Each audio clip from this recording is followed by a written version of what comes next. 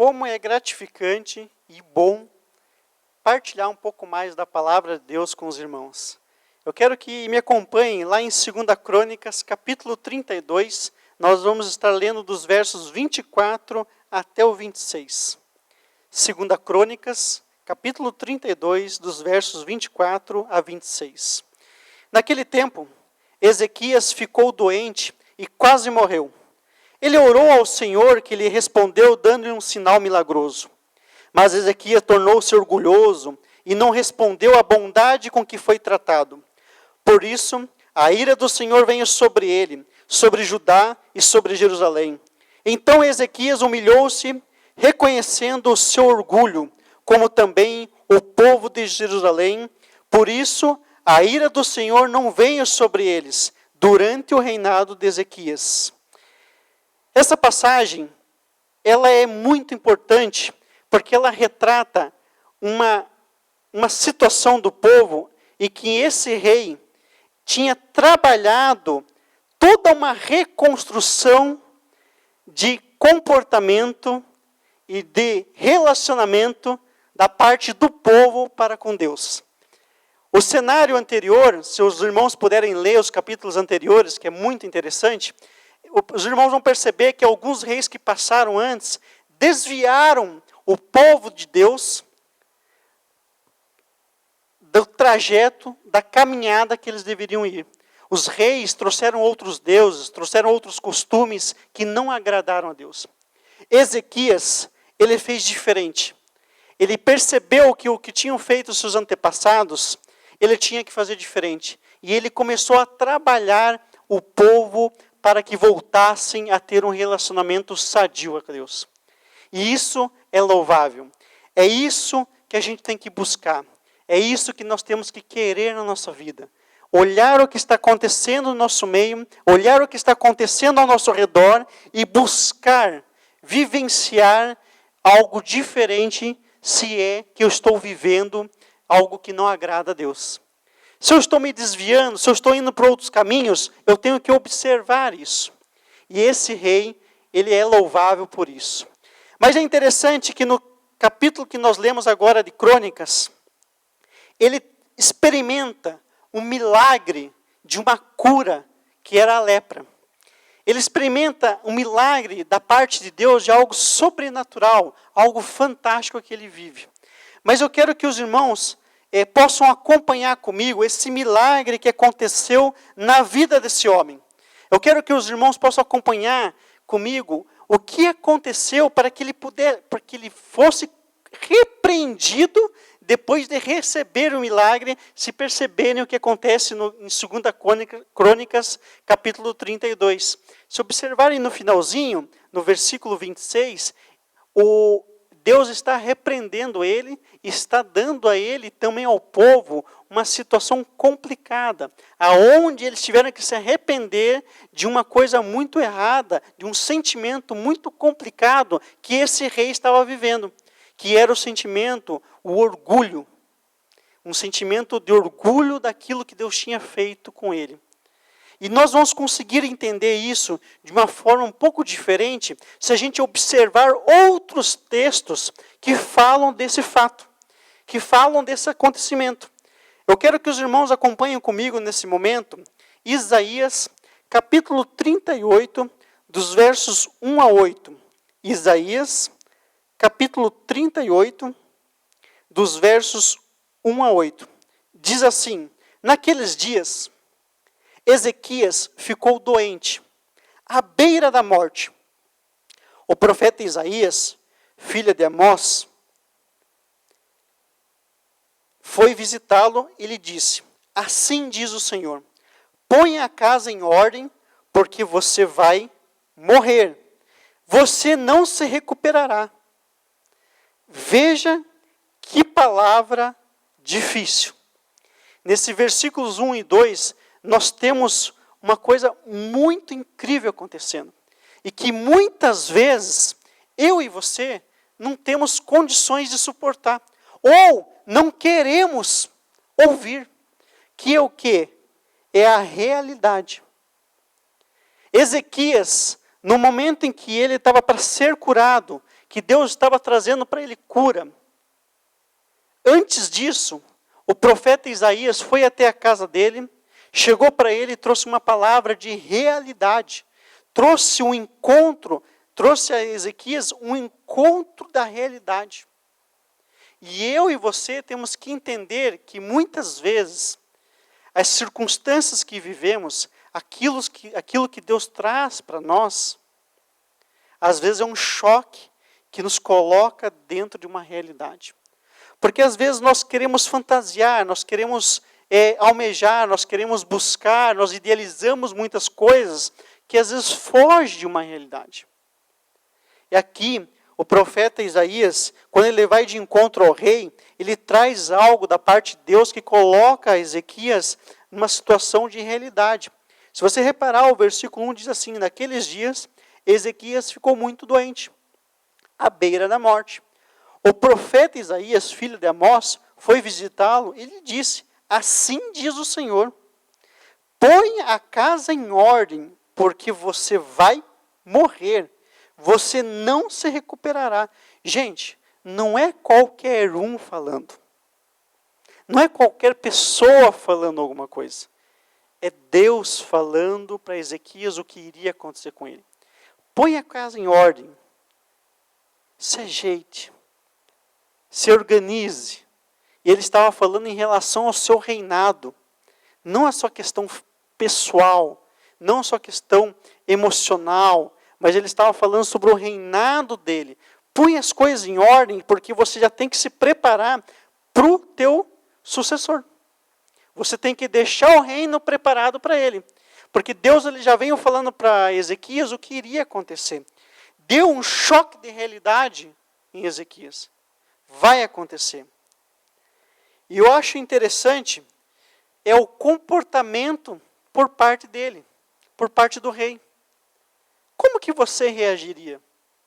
Como que você iria reagir a esse choque de realidade? Ou melhor, como que você tem reagido aos choques de realidade que têm vindo sobre a nossa vida?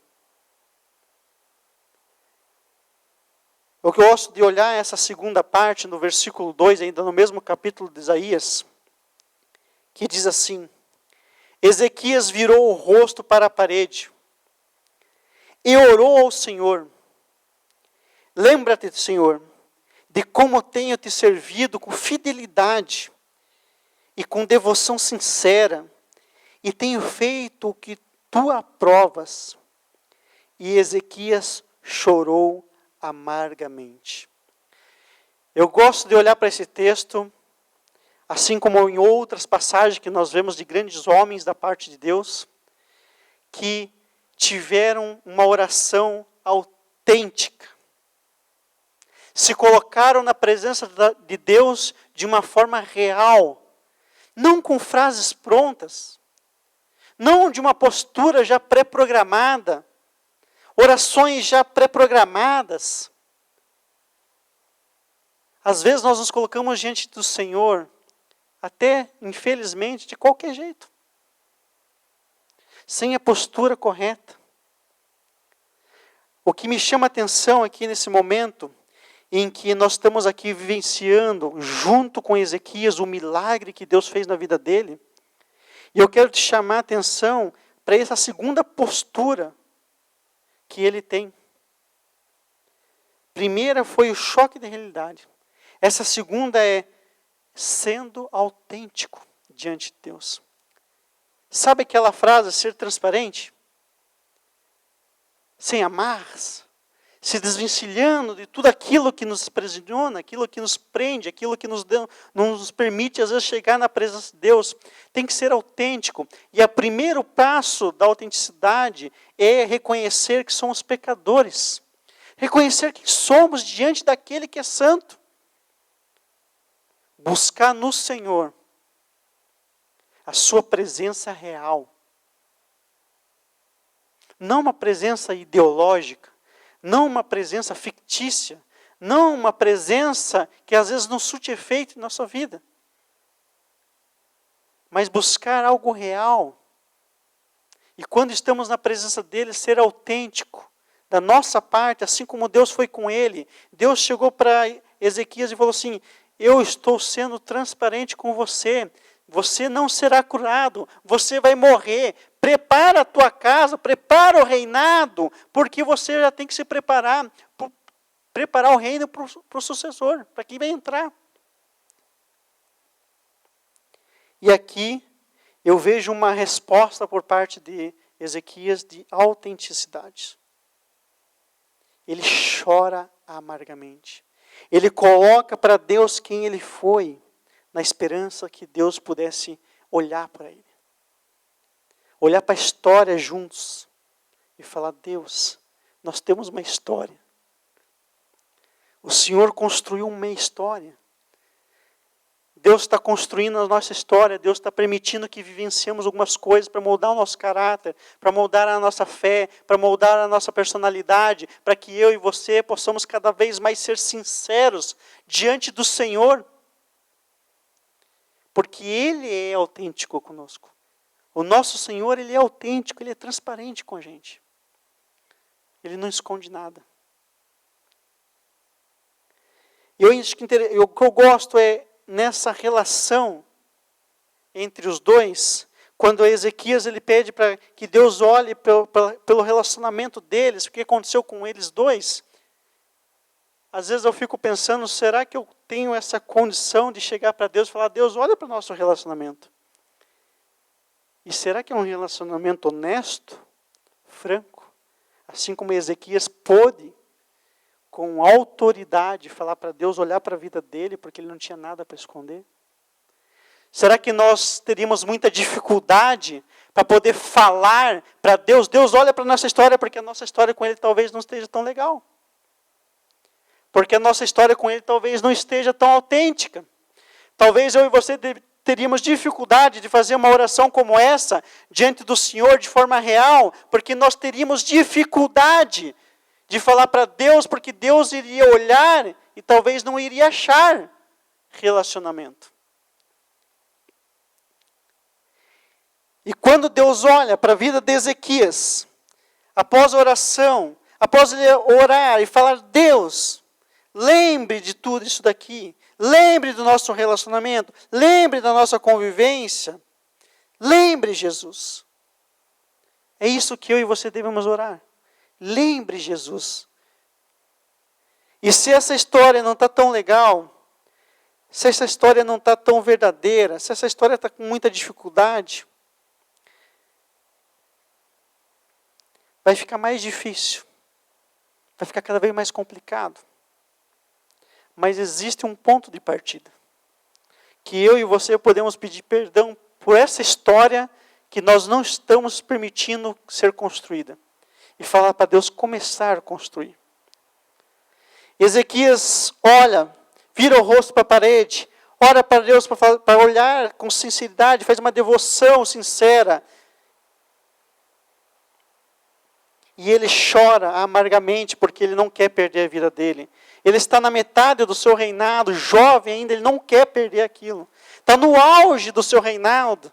Depois de estabelecer o reino de Judá, depois de ele estabelecer o povo, fazer as pessoas se voltarem para Deus, as coisas estão sendo prósperas, Deus está fazendo maravilhas no povo, ele não quer perder a vida dele por causa de uma doença, de uma enfermidade.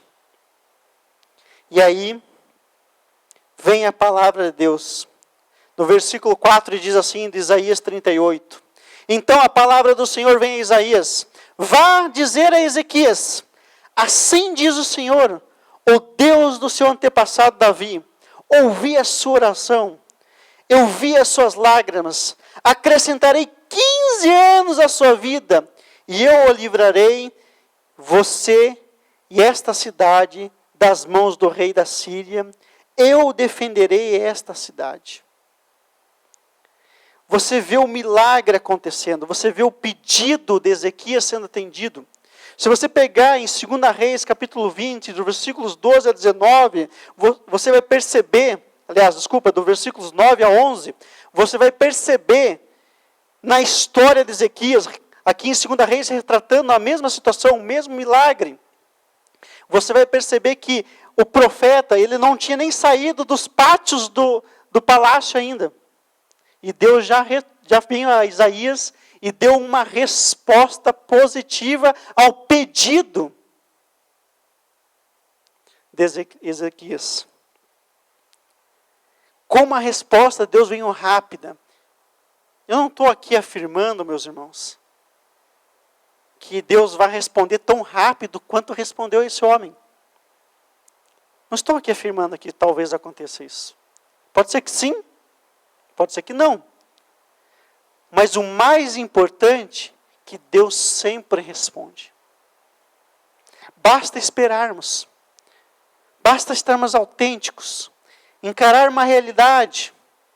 E saber que Deus vem e atende a nossa resposta. Seja ela positiva ou seja negativa. No caso desse homem, foi positiva. Deus deu a ele mais 15 anos, curou ele de uma lepra, curou ele das feridas que estavam lhe castigando o seu corpo e deu a ele mais 15 anos de reinado. A bênção veio. Mas sabe o que me preocupa muitas vezes, na minha vida? É que às vezes, eu recebo do Senhor, o Senhor me atende, o Senhor me responde, seja negativo ou seja positivo, mas para mim o mais importante é ser direcionado. Saber se eu tenho que ir para a direita ou para a esquerda ou ir reto. É nisso que eu penso. Que eu sempre quero que o Senhor me responda. E que eu tenha da parte dele essa clareza. Que você também tenha. Mas sabe o que me preocupa? É como eu lido com aquilo que Deus traz para mim.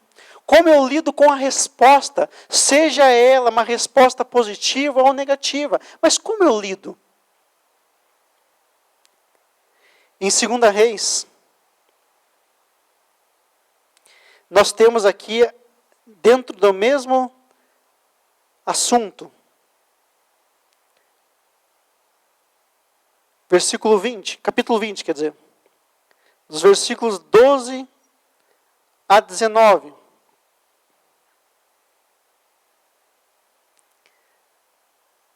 Preste atenção no que acontece. Naquela época, o rei da Babilônia, 2 Reis, capítulo 20, versículos 12 a 19. Merodach, Baladã, filho de Baladã, enviou cartas e um presente a Ezequias, pois soubera de suas doenças. Ezequias recebeu em audiência os mensageiros e mostrou-lhes tudo o que havia em seu armazém, a prata, o ouro, as especiarias, o azeite finíssimo, o seu arsenal e tudo o que havia em seus tesouros. Não houve nada em seu palácio ou em seu reinado que Ezequias não lhe mostrasse. Sabe o que é interessante aqui? É que Ezequias teve uma fama, porque Deus agiu em prol a ele. Deus libertou ele de uma lepra, de uma doença terrível. Deus libertou ele desse mal. Deus deu a ele mais 15 anos de vida. Deus fez algo maravilhoso. E sabe o que você vê aqui nesse texto? Que não houve expressão de gratidão. E a expressão de gratidão nem sempre vem acompanhada do verbal. Ok, muito obrigado.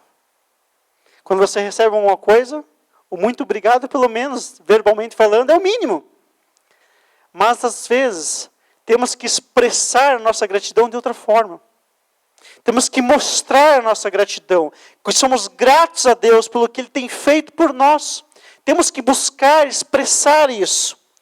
E em todo momento, sempre quando Deus nos dá a oportunidade, Ele também traz para nós essa oportunidade de expressar, para mostrar quem é Deus. Aqueles homens vieram de longe. Vieram lá de um reinado longe, lá da Babilônia. E ali naquele momento, se você observar no versículo 12, naquela época o rei da Babilônia, Merodach, Baladã, filho de Baladã, enviou cartas e um presente para Ezequias, pois soubera da sua doença. Eles ficaram sabendo do que aconteceu lá em outro lugar. E nesse momento, houve uma oportunidade para Ezequias ser grato.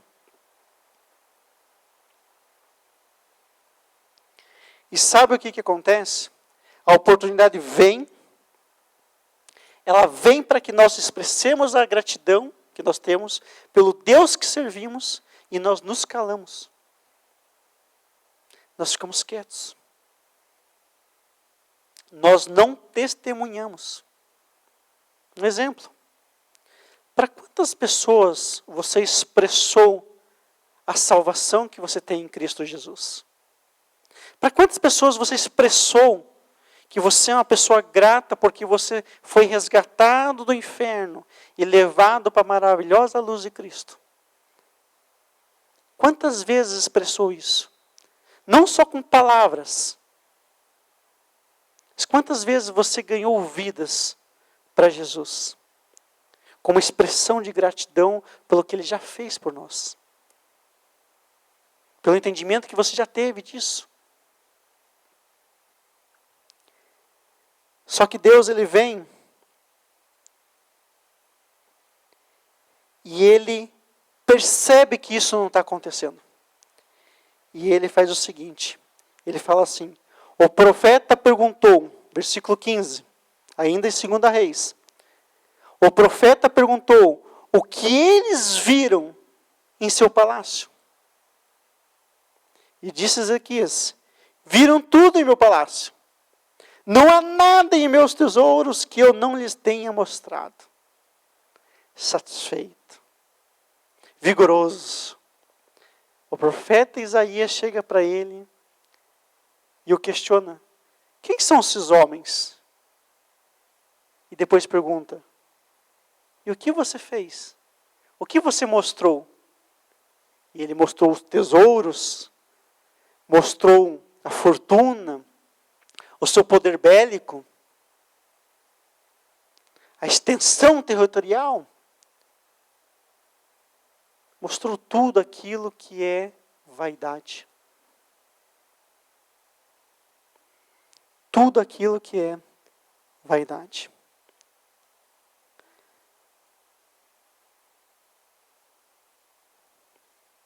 No versículo 14, desse mesmo 2 Reis 20, diz assim, então o profeta Isaías foi ao rei Ezequias e lhe perguntou, o que esses homens disseram e da onde vieram? Porque provavelmente a comitiva não foi pequena.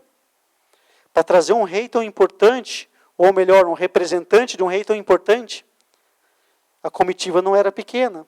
Mas é interessante que parece assim, na forma que Ezequias fala, que ele não conhecia muito bem esse território babilônico. Porque provavelmente Babilônia ainda não era tão expressiva, como a gente vai ver, ou a gente percebe nos textos bíblicos mais para frente. Naquele momento, parece que não é tão expressivo ainda o reinado babilônico. Então o profeta Isaías foi até o rei Ezequias e lhe perguntou, o que são esses homens? E disseram, e de onde vieram? E Ezequias respondeu, de uma terra distante. Vieram da Babilônia. Sabe o que me chama mais atenção? É que ele não entende que esse povo que estava ali, que ele mostrou todos os tesouros, mostrou todo o reino, mostrou todo o cofre, o seu poder bélico, abriu a casa para eles. E ele não entendia naquele momento o que ele estava fazendo. Ele não entendia. No versículo 16, mesmo 2 Reis 20, diz assim, então Isaías disse a Ezequias, Ouça a palavra do Senhor. Um dia, tudo que se encontra em seu palácio, bem como tudo que os seus antepassados acumularam até hoje, será levado para a Babilônia. Nada restará, diz o Senhor. Alguns dos seus próprios descendentes serão levados, e eles se tornarão eunucos no palácio do rei da Babilônia. Respondeu Ezequias ao profeta: Boa é a palavra do Senhor que anunciaste, pois ele entendeu que durante a sua vida haveria paz e segurança. Vocês perceberam o que aconteceu aqui? Você conseguiu entender o que aconteceu aqui? Deus fala que esses babilônicos viriam e iam devastar aquela terra inteira, levar tudo que tinha, levar suas pessoas, seus familiares, todos, para virarem escravos na Babilônia. Esse homem está tão movido pelo orgulho, pela dureza do coração, vivendo um momento de que ele foi curado, ele foi beneficiado, os cofres do palácio estão cheios, tudo está dando certo no reinado dele. E quando ele percebe que existe algo por conta do coração dele, e ele não consegue prestar atenção que algo acontece, que Deus profere uma profecia para ele, que vai devastar tudo, vai levar tudo. Esse homem ainda responde que ele vê como uma palavra boa da parte de Deus. Porque durante o reinado dele, enquanto ele estiver vivo, isso não vai acontecer. Ele não vai passar pelo terror, mas os outros vão. Os futuros dele iriam. E ele, egoisticamente, acha que é uma palavra boa.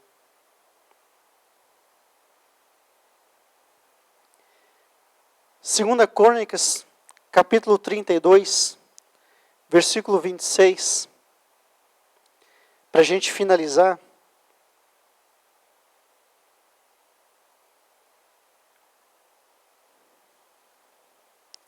Vai nos mostrar o porquê. Retomando o texto lá do começo.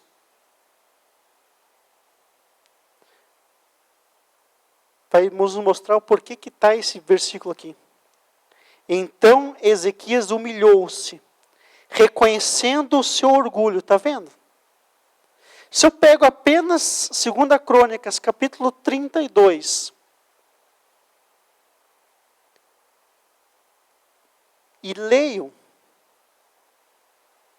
isolado de Isaías, isolado de 2 Reis, que estão relatando o mesmo fato, mas trazendo alguns detalhes, trazendo alguns preenchimentos importantes. Eu fico no vácuo algumas coisas. Algumas coisas ficam meio nublado, eu não entendo direito o que aconteceu. Por que esse homem milagrosamente foi curado e de repente ele tem a mão de Deus pesada sobre ele, sobre o povo? De uma forma tão terrível. Agora que nós podemos destrinchar, podemos ver os versículos que estão mostrando o que está acontecendo, a gente compreende o que aconteceu no coração do homem. Esse homem vivenciou um milagre, esse homem vivenciou uma experiência de caráter, de maturidade que deveria estar sendo levada. Esse homem teve a experiência de falar com Deus, ser ouvido por Deus, e ainda assim deixou a altivez tomar conta do seu coração. Porém, para a glória e a honra do nosso Senhor, esse homem reconheceu o seu orgulho, como relata o versículo 26. Ele reconheceu e humilhou-se, assim como o povo. Mas sabe o que aconteceu? Deus falou assim: por isso a ira do Senhor não veio sobre eles durante o reinado de Ezequias, mas veio depois. E você sabe quando foi essa ira depois? Foi o texto que nós vimos de manhã. Quando o povo de Judá, de Jerusalém, ficou cativo à Babilônia. 70 anos de cativeiro. Jerusalém foi destruída. O templo foi destruído. Vários acontecimentos muito importantes na vida de Israel aconteceram durante o cativeiro babilônico. E foi aqui o precursor de eles terem sido colocados diante de uma situação tão terrível no futuro. Às vezes, nós não fazemos nem ideia da repercussão das escolhas que fazemos diante do Senhor. Tanto para coisas boas, quanto para quando Deus pesa a sua mão sobre nós.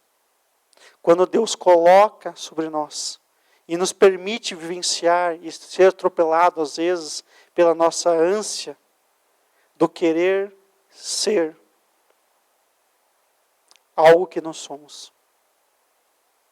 Como se nós tivéssemos conquistado alguma coisa, como se a gente tivesse vivenciado alguma coisa. Quero deixar essa palavra para os irmãos. Que Deus os abençoe, que possamos mudar o nosso coração, ser autênticos diante do Senhor, mas também saber lidar